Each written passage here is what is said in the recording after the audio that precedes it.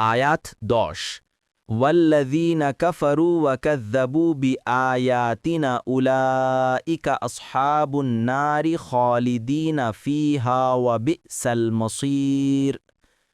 অনুবাদ: কিন্তু যারা কুফরি করে এবং আমাদের আয়াত নিদর্শনসমূহে মিথ্যারোপ করে তারাই আগুনের অধিবাসী, সেখানে তারা স্থায়ী হবে। কত মন্দ সে ফিরে যাওয়ার স্থান। আয়াত 11 মা আসাবা মিন মুসিবাতিন ইল্লা বিইযনিল্লাহি ওয়া মান ইউমিন বিল্লাহি ইয়াহদি কলবাহ ওয়াল্লাহু বিকুল্লি শাইইন আলিম।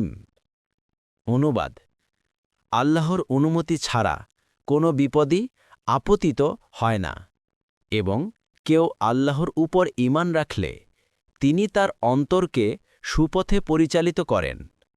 আর আল্লাহ সবকিছু সম্পর্কে সম্যক অবগত। আয়াত 12 ওয়া আতিউল্লাহা ওয়া আতিউর রাসূলা ফাইন তাওয়াল্লাইতুম ফাইন্নামা আলা রাসূলিনাল বালাগুল মুবিন। অনুবাদ: আর তোমরা আল্লাহর আনুগত্য করো এবং রাসূলের আনুগত্য করো, অতঃপর যদি তোমরা মুখ ফিরিয়ে নাও তবে আমাদের রাসূলের দায়িত্ব শুধু স্পষ্টভাবে প্রচার করা।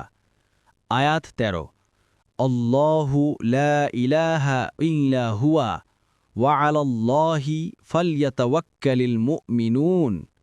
অনুবাদ: আল্লাহ, তিনি ছাড়া কোনো সত্য ইলাহ নেই, আর আল্লাহর উপরই মুমিনগণ যেন তাওয়াক্কুল করে। পরবর্তী তাফসিরে যেতে ভিডিওটি শেষ হওয়ার পূর্বেই এই বক্সে ক্লিক করুন। ভয়েস বা উচ্চারণে অনিচ্ছাকৃত ত্রুটি ক্ষমাসুন্দর দৃষ্টিতে দেখবেন ইনশাআল্লাহ।